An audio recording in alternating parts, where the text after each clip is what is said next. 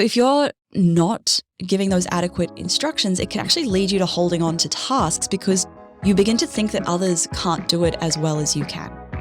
And in reality, it's just because you're not giving them the right instructions that will set them up to do it as well as you do. Welcome to Imperfect Action. I'm Steph Taylor. For years, I read all the books, downloaded all the freebies, and did all the courses. But it wasn't until I started taking imperfect action that my business had its first $1 million year. Imperfect action is about doing things before you're ready, prioritizing consistent action over perfect action, and moving forward, even when you're not sure you're doing it right. On this show, you can expect mindset advice, actionable marketing tips, and strategies to build a business that brings you more profit, more freedom, and even more joy. Are you on the list to get my daily Biz Boosters? Every day, I'll send you a bite-sized prompt designed to help you grow your business in a more intentional way. Sign up at stephtaylor.co/DBB or at the link in the show notes. Hey, welcome back to Imperfect Action. This is episode 687.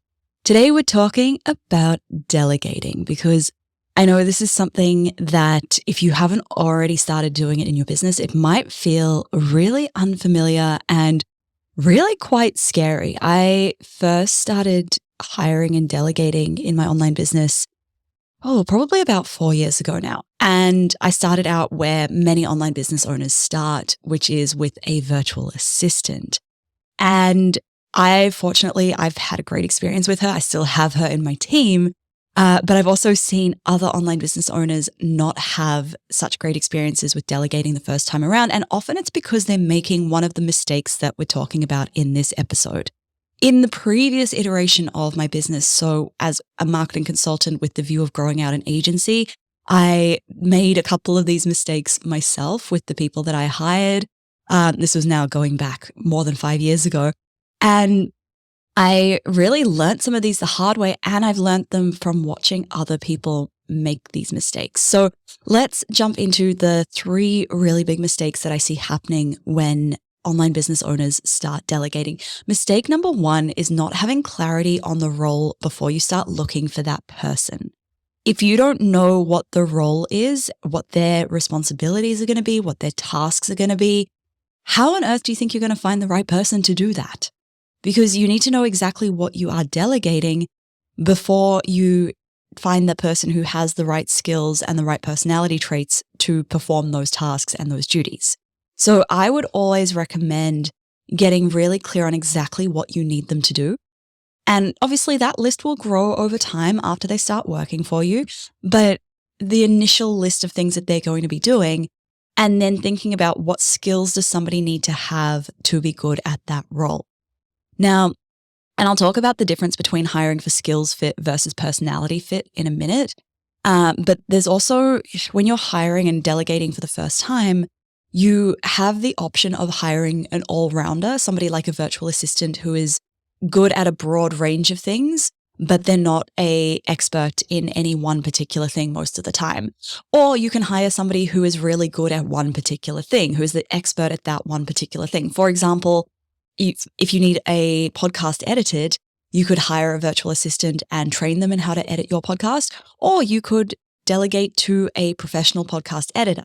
And it's up to you, up to your needs to decide and up to like how much training you want to do and all of that to decide what you need to do for each of these tasks that needs to be delegated. So an all-rounder is going to be better for the tasks that can be trained, versus somebody who is that expert is going to be better for the things that require quite a high level of expertise that perhaps you don't even have. So for example, copywriting or graphic design, where it's not just working in Canva off templates that you have, right? So things that you can't potentially train that person to do. And you may find that as you list out all of the things that need doing, you may need more than one person. There may be more than one role there, and that's okay. I think that's another mistake that I actually hadn't included in this episode, but another mistake is hiring one person and expecting them to fill all of the roles in your business. That can be a little bit detrimental if you try to do that. Okay, Mistake number 2 is expecting a virtual assistant to be the expert and not training them. Now, generally, a virtual assistant is going to be that all-rounder. They're not going to be an expert in brand strategy or in copywriting or in graphic design. And if you are not training them, or at least giving them really good processes and setting expectations, then you're going to set them up for failure. And unless they're very experienced in that particular task or that skill, then most of the time you're going to need to show them what to do and how to do it. And that means learning how to do it yourself first, and then creating a process or standard operating procedure where you're outlining step by step how you like it done. I think one of the key things when you're delegating is it can really help to know what you are doing first so that you know what to expect, you know how long it's going to take, and you know how you can help that person out when they get stuck. Obviously, that doesn't apply if you are hiring an expert. Like if you are hiring an expert podcast editor, you don't need to learn how to edit your podcast first. But if you are, or if you have been editing your podcast for the last year and now you're bringing in a virtual assistant, you will need to create some kind of process around how the podcast gets edited so that you can train them and then they can take what you have been doing. And creating processes is it's one of those tasks we want to resist because it goes against everything in our entrepreneurial brains. Generally, we entrepreneurs don't like step by step, but you sometimes just have to do it, unfortunately. So there are 2 key ways to hire, and that's hiring for skill fit and that's hiring for personality fit. So when you're hiring for skill fit, it's like asking for somebody who is good at design, or they know how to use Photoshop, or they know how to use Kajabi, the particular skills that they have, versus personality fit, where we want somebody maybe who is willing to learn and a fast learner, somebody who is adaptable, resilient, has grit. What kind of personality traits do they have?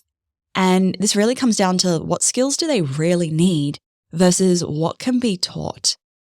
And if they really don't need to know how to use Kajabi or Canva to still be a good fit in this role and they can learn it pretty easily, then I would be leaning towards hiring for that personality fit, right? One of my main team members, when I brought her on board, she'd never used ClickUp, Kajabi, any of the tools, and they were a very key part of her role. But because she was a very fast learner and was willing to put in the time to learn, that still made her really successful in the role.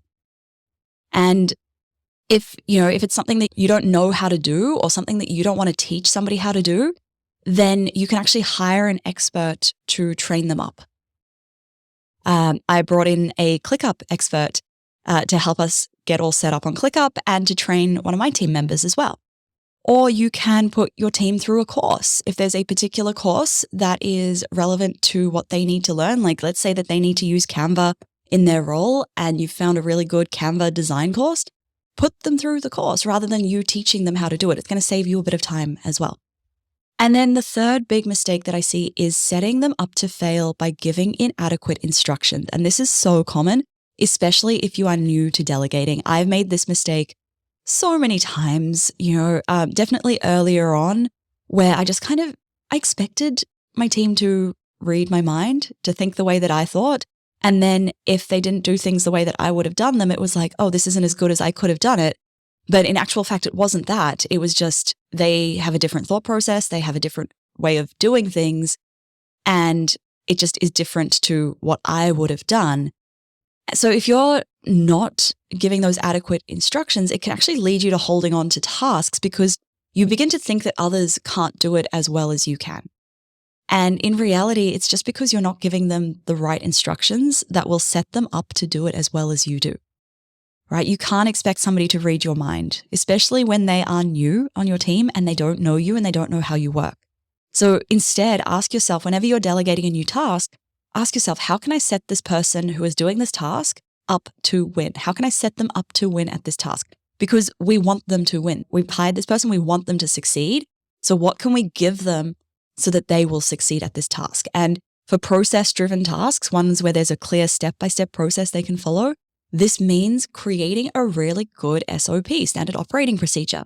What we've been doing in my team is there's a lot of tasks that I've been holding on to for so long that I'm slowly getting off my plate. And what I do now is I screen record me completing the task. And while I'm screen recording, I will also talk through the process so that it's getting transcribed. And then we upload the transcript into ChatGPT and we ask it to turn that into an SOP. And it basically creates a perfect process from that. And then the team can also watch my video recording of me doing it and see how I do it. For something that's like a creative task, like copywriting or graphic design, then that means giving a really good brief. It's not, oh, make this look pretty. That's not a good brief. It's saying, okay, these are the constraints that you need to work within. So it needs to be in these brand fonts and these brand colors. Or if it's copywriting, it needs to be in this tone of voice. And these are the words we use and these are the words we don't use. So this is where it can be really helpful to have a design style guide or a brand voice guide. Those are constraints that the person needs to work with it. Giving them examples of what success looks like. So I like these. This is a really good example. This is what we've done previously. This looks good. And then also showing them what you don't like and why you don't like it. So what you like and why you like it, and what you don't like and why you don't like it. Okay. And then if it's a task where they need to make a decision, so if this happens, then this decision needs to be made, then you might need to create like a decision tree or a flow chart where you can help them to decide what the correct decision in that step is without them constantly having to come and ask you what to do. So you're setting them up, you're essentially empowering them to make their own decisions, but you're walking them through the logic that you would go through to make that particular decision. Okay. So there you have it. 3 of the very common mistakes: not having clarity on the role, expecting a virtual assistant or an all-rounder to be the expert and not having to train them, and setting people up to fail by giving inadequate instructions. If you have learned anything from this show, please take 30 seconds to leave a quick rating and a review. My team and I, we read all of them. It takes a lot of work to produce this podcast, so it means a lot to us to hear your happy feedback. Thank you so much for listening. Catch you next time.